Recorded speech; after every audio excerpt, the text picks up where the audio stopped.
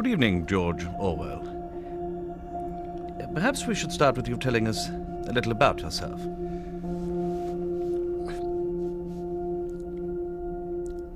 I like English cookery, English beer, French red wine, Spanish white wine, Indian tea, strong tobacco, coal fire, candlelight, and comfortable chairs. Go on. I dislike big towns, noise, the motor car, the radio, tinned food, and central heating. Interestingly... And modern furniture. Quite.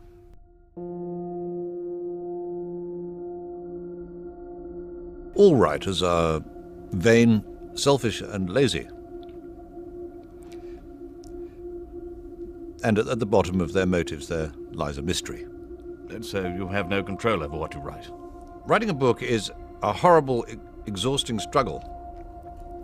Like a long bout with some painful illness.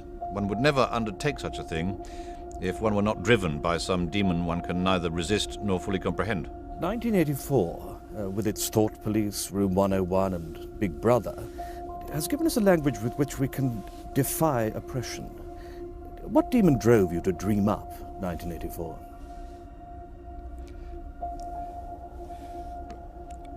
I do not think one can assess a writer's motives without knowing something of his early development.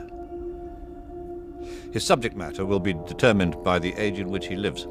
But before he ever begins to write, he will have acquired an emotional attitude from which he will never completely escape.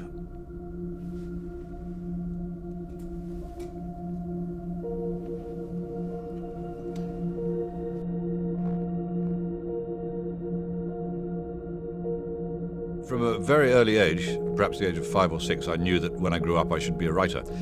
Between the ages of about 17 and 24, in Burma, I tried to abandon this idea, but I did so in the consciousness that I was outraging my true nature, and that sooner or later I would have to settle down and write books.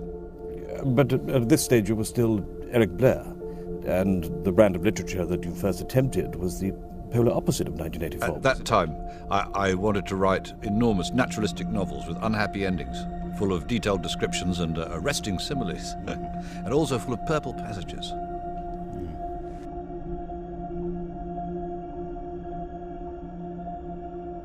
I spent 5 years in an unsuitable profession, the Indian Imperial Police in Burma. I then underwent poverty and a sense of failure. This increased my natural hatred of authority, but these experiences were not enough to give me an accurate political orientation.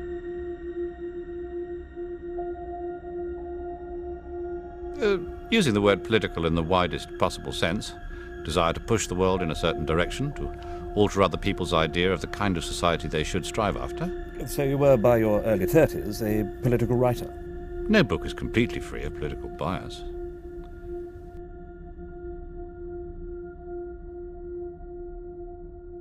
The Spanish War turned the scale, and thereafter I knew where I stood. Every line of serious work that I've written since 1936 has been written, directly or indirectly, against totalitarianism. In a more peaceful age, I might have written ornate or merely descriptive books. As it is, I've been forced into becoming a sort of pamphleteer.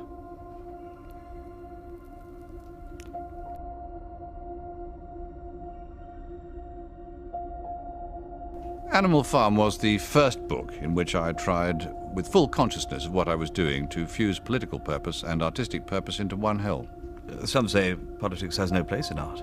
The opinion that art should have nothing to do with politics is itself a political attitude.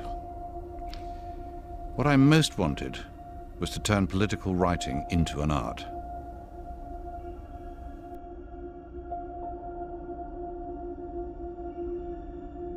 I do not think that the kind of society I describe will arrive, but that something resembling it could arrive, and that totalitarianism, if not fought against, could triumph anywhere.